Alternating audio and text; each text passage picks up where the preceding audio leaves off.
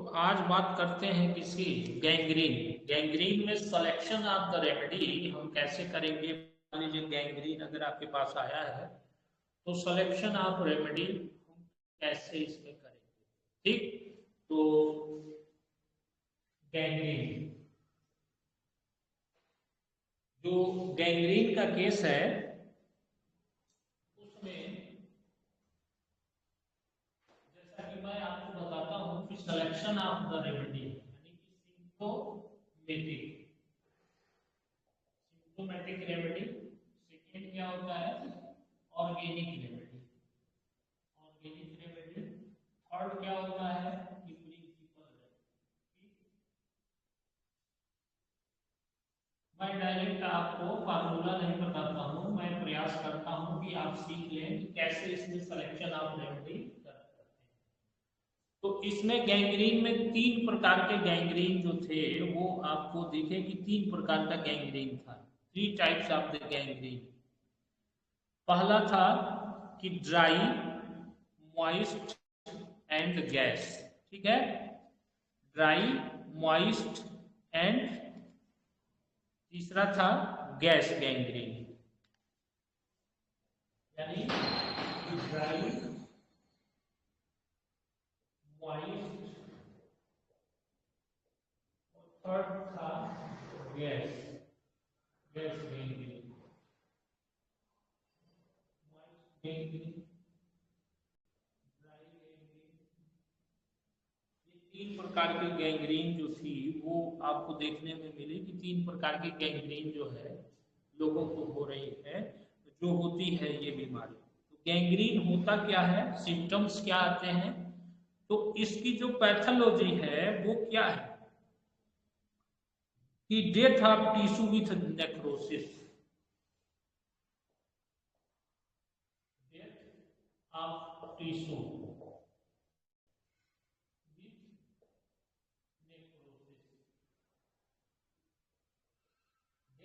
Tissue with the necrosis, that is the gangrene, यानी कि वहां जो हो रहा है। अब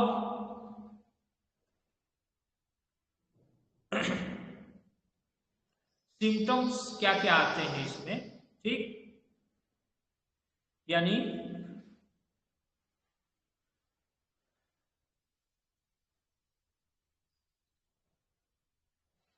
इसमें मुख्य रूप से जो सिम्टम्स देखने में आते हैं, जब पहला बात करते हैं हम कि ड्राई गैंग्रीन।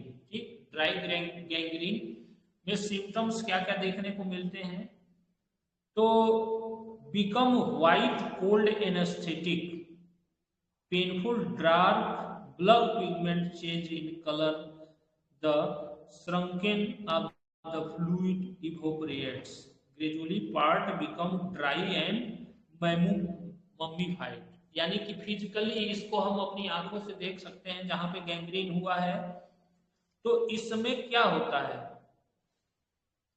कि एक्सट्रीमिटीज बिकम व्हाइट कोल्ड, यानी व्हाइट कोल्ड। एक्सट्रीमिटीज क्या होगी, व्हाइट होगी, कोल्ड होगी, ठंडा होगी, और क्या होगा, एनेस्थेटिक और सून पेनफुल। एनेस्थेटिक मतलब सूनपन। और आगे क्या हो रहा है कि इसमें जो है आगे जो देखने को मिल रहा है, become painful dark as blood blood painful and dark, painful and dark मतलब डार्कनेस आ जाती है, पेनफुल और dark. Blood pigment change in colour, sunken fluid evaporate, gradually become dry and mummified।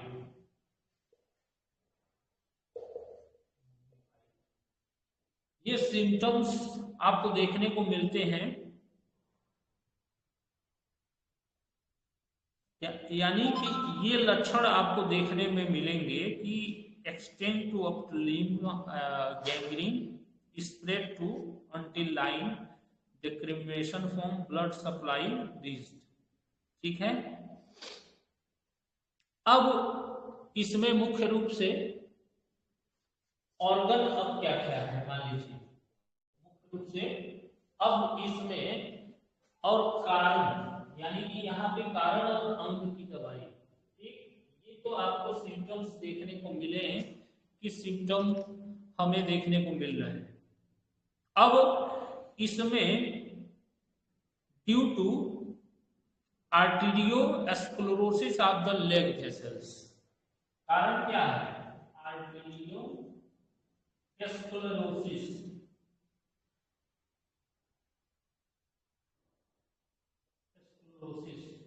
ठीक है, किसमें? जो लेग वेसल्स है। ठीक,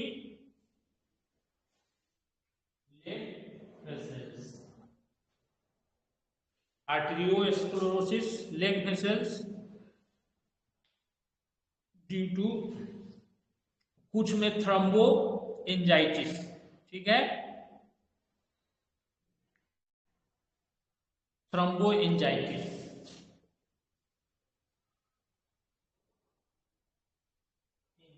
जो जुड़े होंगे इसका डिटेल मैंने बताया था, आर्टेरियोस्क्लेरोसिस और थ्रोम्बो एंजाइटिस। और क्या होता है कि ड्यू टू, ये तो इंटरनल कॉज है, आंतरिक कारण है इसके होने के। अब एक्सटर्नल कारण क्या क्या होते हैं? Usually tight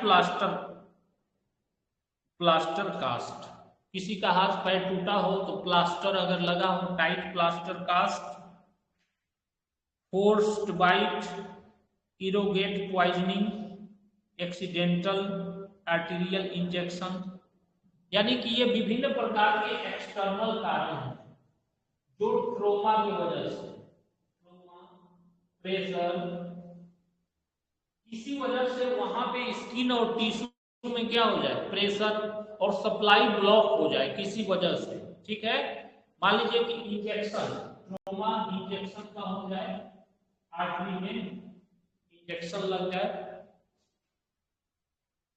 intra arterial injection,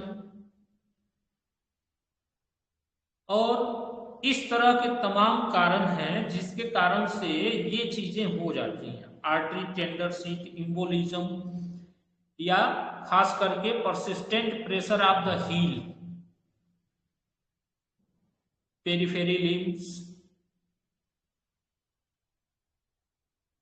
तो ये कारण इसके होते हैं। ठीक है, arterial sclerosis, leg vessels, thromboangiitis, और एक्सटर्नल में तमाम सारे ट्रोमा है, प्रेशर है, इंजेक्शन से है, जैसे मान लीजिए प्लास्टर लग गया, वहां पे सप्लाई बंद हो गई इसके वजह से। तो ये सब तमाम कारण। अब यहाँ आएंगे तो अब क्या है? Blood vessels, blood vessels, skin, muscles, यानी कि यहाँ पे स्किन है, टिश्यू है, मसल्स है, यहाँ तक कि हड्डी तक पहुंच जाती है, मतलब अंदर तक पहुंच जाती है। तो ये आर्गन यहाँ होगा। ठीक है, अब हम सिलेक्शन ऑफ रेमेडी आसान हो जाएगा, यानी कि यहाँ अब हमें क्या करना है? There is external. अब यहाँ पे हमें एक्सटर्नल चीजों को देखना है कि अब यहाँ पे हमें क्या करना है। तो सर्वप्रथम हाइजीन मेंटेन करना है। दूसरा, अब यहाँ पे blood vessels, skin, muscles, tissue है, तो अब इलेक्ट्रिसिटी आपकी क्या होगी? अगर ठीक है, C5 A2 दर्द वगैरह है, WeF2, ठीक है, ये दर्द वगैरह है। हाँ हाँ, बोलिए।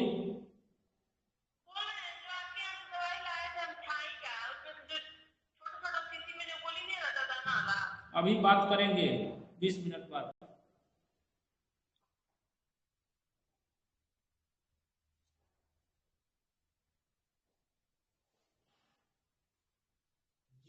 C5K2 WeF2, ठीक है।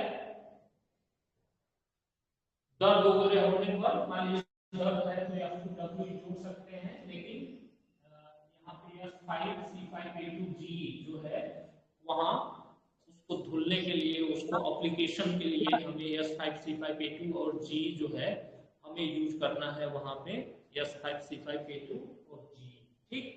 पिलाने के लिए इलेक्ट्रिसिटी में हम W और G, ठीक है, W और G यहाँ दे सकते हैं, W और G दे सकते हैं। अब यहाँ पे हम ये दवाई क्या क्या यूज करना है, ठीक। अब यहाँ आते हैं तो यहाँ पे दवाई देखिए, सबसे पहले ब्लड वेसल्स है A1 या A2, ठीक है, A1 या A2, C5 S5 C5K2 R1 N1 F1, ठीक है, और वेन F, ठीक है, और बाकी आपकी W और G इलेक्ट्रिसिटी चलती है। अब यहाँ पे चूंकि ये क्या है कि क्रोनिक डीजनरेटिव हो गया है, यहाँ तो डाइल्यूशन इसका जो है यहाँ पे लाइटर डाइल्यूशन आपको देना पड़ेगा, but in repeated in the dose, ठीक है, lighter dilution in repeated in the dose, ये चीज आपको देना पड़ेगा। इससे आप अगर मान लीजिए और अंदर तक हो गई है, हड्डी तक पहुंच गई है या कहां तक गई है, ये हमें और आपको ध्यान देना पड़ेगा कि वो कहां तक चीजें गई है, उस पर ध्यान दे करके हम C5 या C1 या C3 और C4 ये उपयोग अलग अलग हम कर सकते हैं। अलग अलग केस में अलग अलग वेरिएशन है जो आप पेशेंट टू पेशेंट इस्तेमाल कर सकते हैं, ठीक है। बाकी उसमें जो है आप जो कॉज है उसका, उस कॉज को दूर करेंगे और आसानी से इस गैंग्रीन को ठीक कर सकते हैं इलेक्ट्रोहोम्योपैथी से। वो गैंग्रीन जो है दूर हो सकती है, इलेक्ट्रोहोम्योपैथी से ठीक किया जा सकता है उस गैंग्रीन को। और जहां पे जैसे भी कारण है, चाहे वो A1 चलाना है, A2 चलाना है, C5 S5 R1 N1 F1, ठीक है, अलग अलग तरीके से आप इसको चला करके और इस केस में यूज करके और लाभ ले सकते हैं। तो इस तरीके से देखिए सिलेक्शन ऑफ द रेमेडी कितना आसान हो गया आपके लिए, जो हम बताते हैं आपको कि कितना आसानी से आप इसमें सिलेक्शन ऑफ रेमेडी कर सकते हैं। तो ये मुख्य रूप से ये आपकी ड्राई गैंग्रीन हो गई। जो ड्राई गैंग्रीन आपका हो रहा है उसका इलाज जो है आसानी से हम कर सकते हैं, क्योंकि एडिक्वेट ब्लड सप्लाई जो है होने की वजह से ये चीजें हो रही हैं, ब्लड सप्लाई एडिक्वेट है वहां पे, तो इस वजह से ये चीजें हो रही हैं। तो उस ब्लड सप्लाई को ठीक कर देना है, जिससे कि न्यूट्रिशन वहां पे जो सप्लीमेंट वहां जाना है, जो टिश्यू सेल की जो जरूरत है, अगर वो मिलेगा नहीं तो क्या होगा, वहां पे नेक्रोसिस होने लगता है, ठीक है, नेक्रोसिस डेवलप होने लगता है।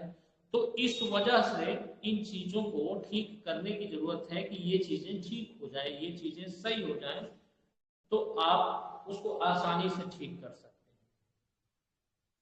तो ये ट्रीटमेंट जो है आप इस्तेमाल कर सकते हैं इसमें।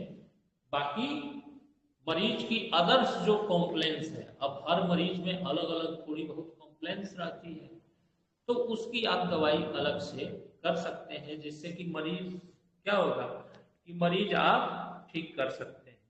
इस तरीके से ये गैंग्रीन का ट्रीटमेंट है जो इलेक्ट्रोहोम्योपैथी में ये सिलेक्शन आपका